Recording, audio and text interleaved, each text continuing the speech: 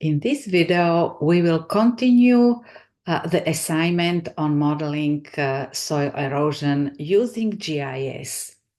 So in the first part, we had computed soil detachment using the three-dimensional version of universal soil loss equation. And in this part, we will be computing net erosion and deposition rate maps using the unit stream power-based erosion deposition model.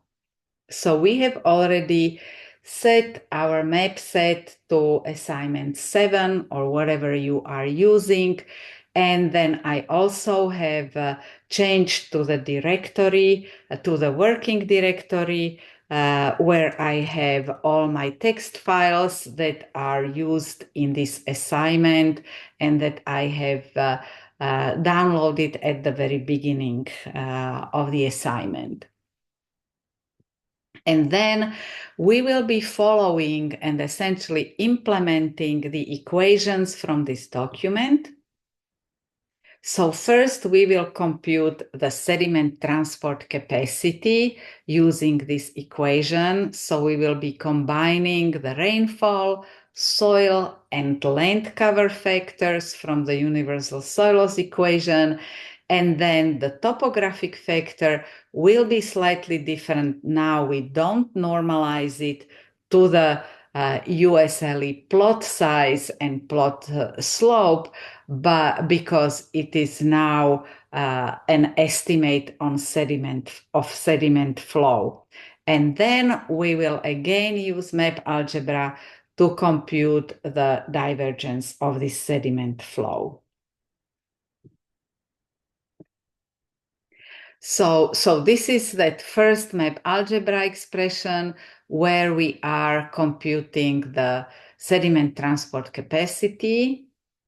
And then we will compute its components in the direction of flow. And you may recall that the direction of flow is given or is computed as aspect. So that's why we are using the aspect here. So we are running several map algebra expressions.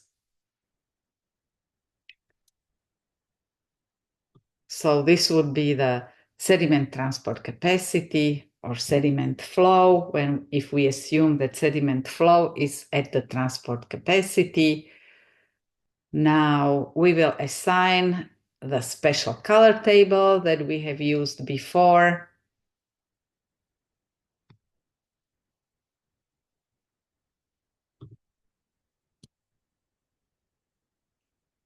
And yeah, let me just get rid of these.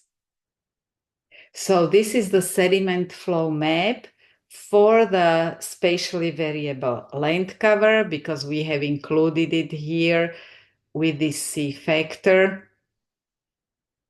So you can see that we have higher erosion in those agricultural areas, and this is actually vineyard, which is even higher erosion rates than the corn that is being that is growing in these locations. And then with this map algebra, we will compute the sediment flow in the X direction and Y direction, and we will need this to compute the divergence. So that's one output and another one, and we will just save it. Then in the next step, we are now doing these partial computations so that our final output, so that we can do the final output, and that's the divergence.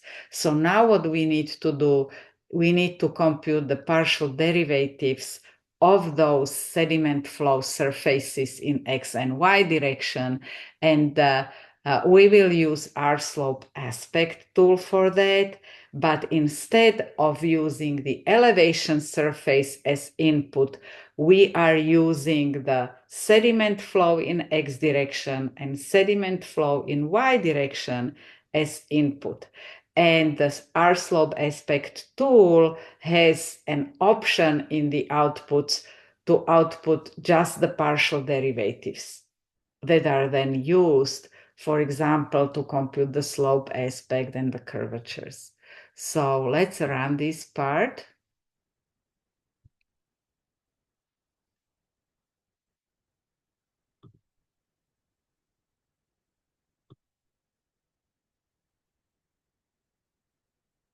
Okay, so that's one. We can change the color table to get to see how that actually looks like, but we don't really need this result because only after we sum these partial derivatives we get the erosion, net erosion deposition.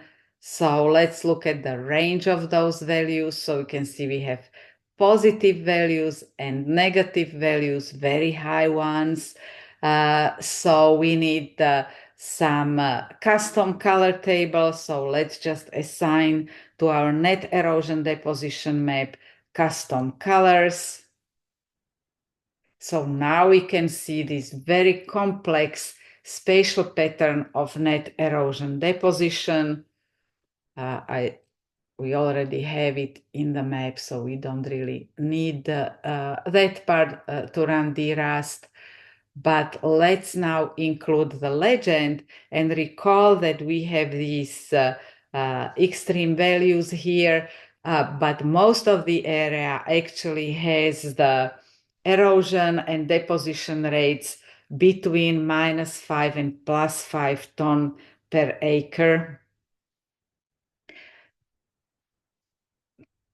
per year. So we are just focusing our legend on those values that are prevalent here.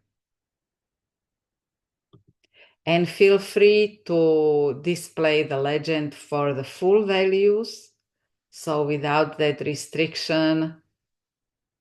And let me add the bar scale.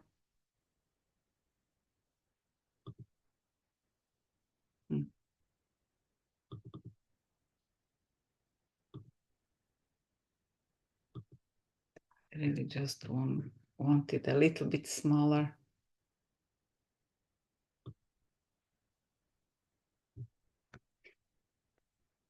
So we can save this map now.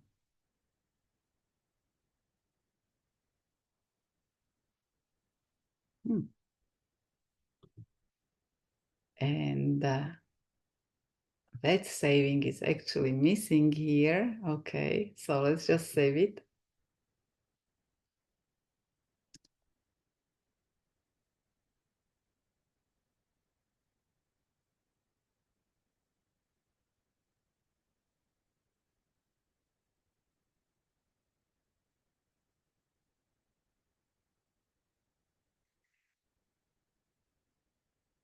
Now, sometimes, so this is a very complex map, and with highly variable values.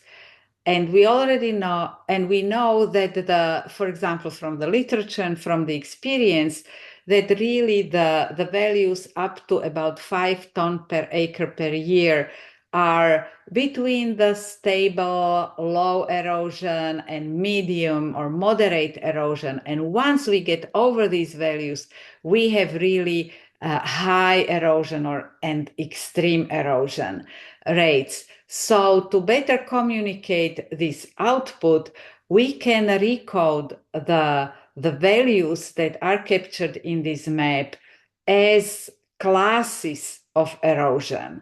So let's now classify this map of net erosion and deposition into 8 classes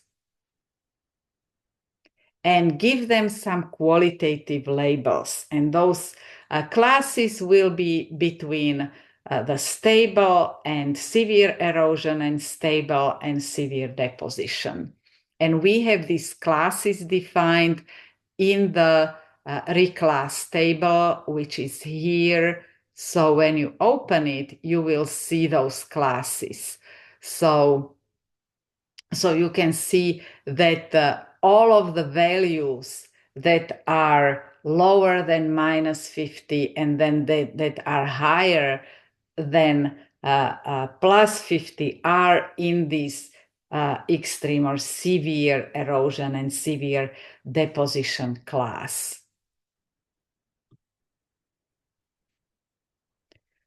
So let's do this recode table and create a recoded or classified map of net erosion and deposition. And this is mostly like for communication purposes to simplify this very complex output.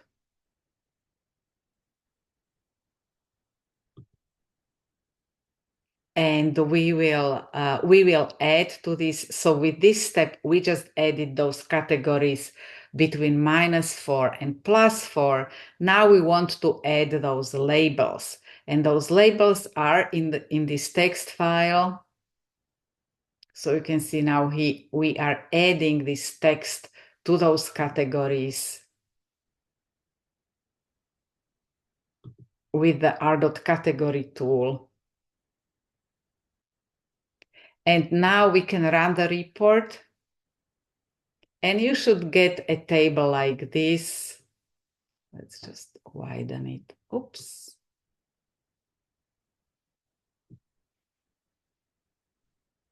So you can see that most of our area is during the growing season stable.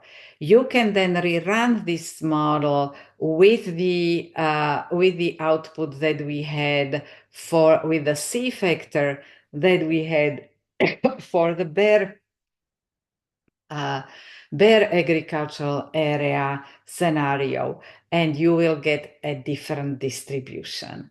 So, but here for this one, most is stable and there is some low erosion, but we still have some percentages of cover and quite a few acres that have pretty high erosion.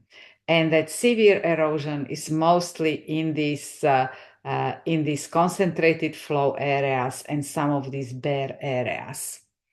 So we can, because now we have a relatively even distribution of values instead of the actual erosion deposition rates.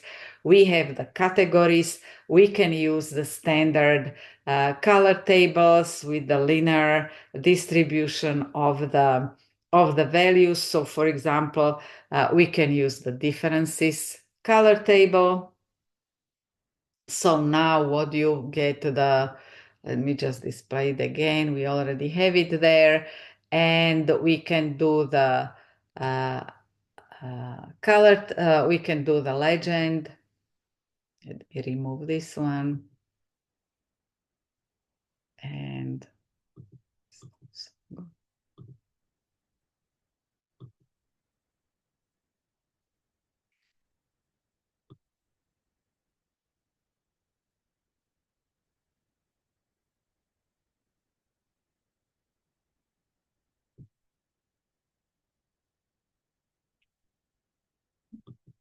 And we can save the map.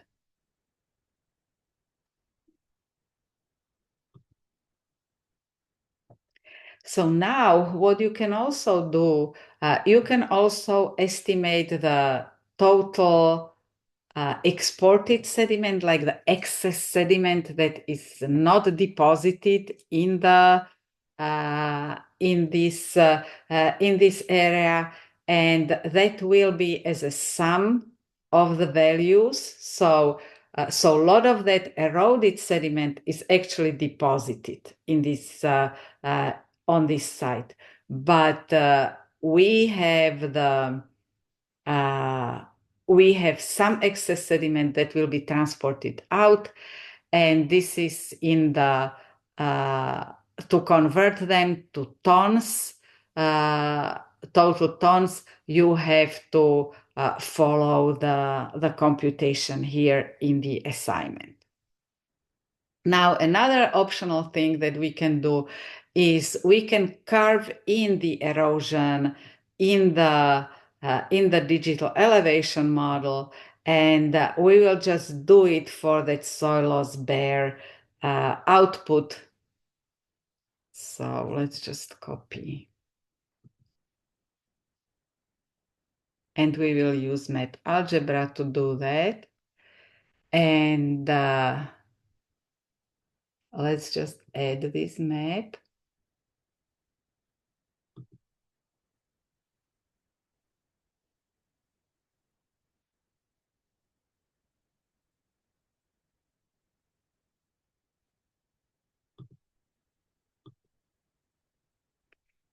Let me remove this legend. And let's just give this map elevation color.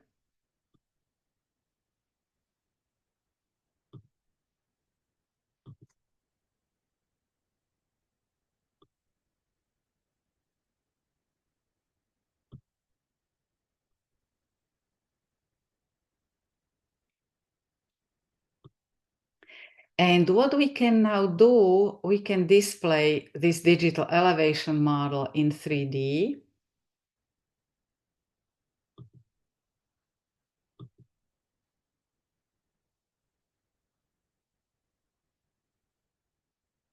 Oh, I forgot to. Let me switch back. When you are displaying in 3D, you need to remove all the other layers. So let me just remove all of these layers.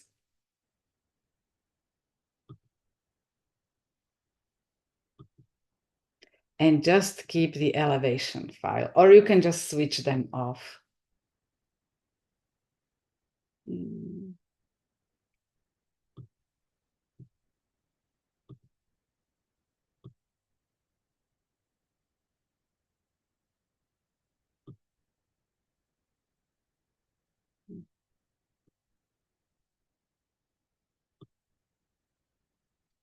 And I need to center my map.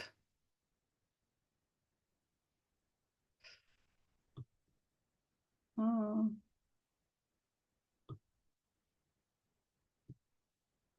We see that it is negative.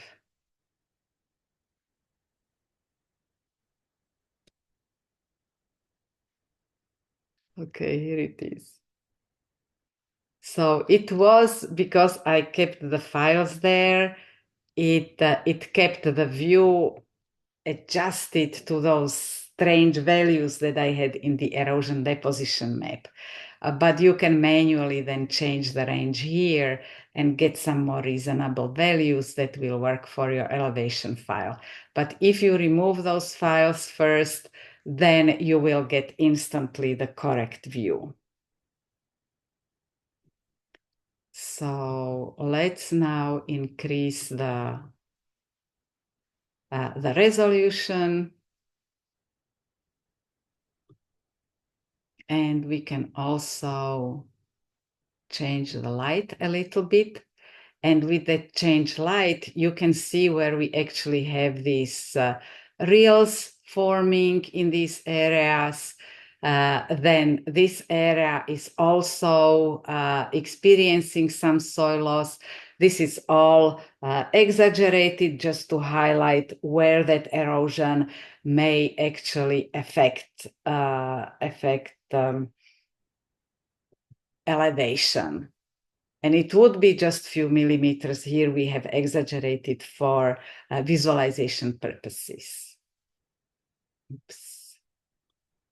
So I think it was really the best visible from here.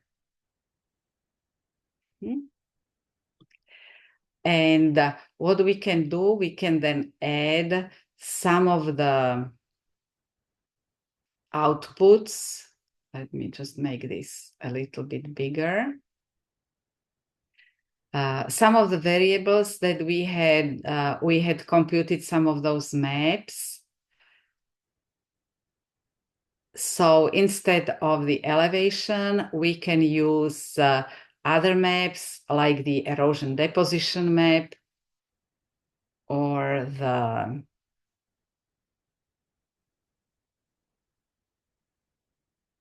Let's try this one. So now you can see the distribution of the erosion deposition and how it aligns with those potential changes in erosion. So even in that erosion deposition map, we have here that high potential for big rills.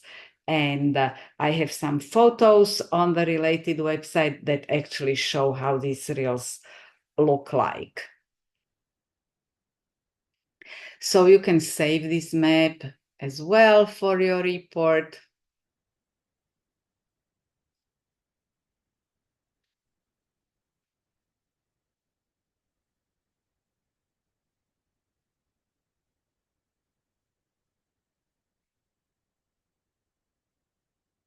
And we can switch back to 2D view.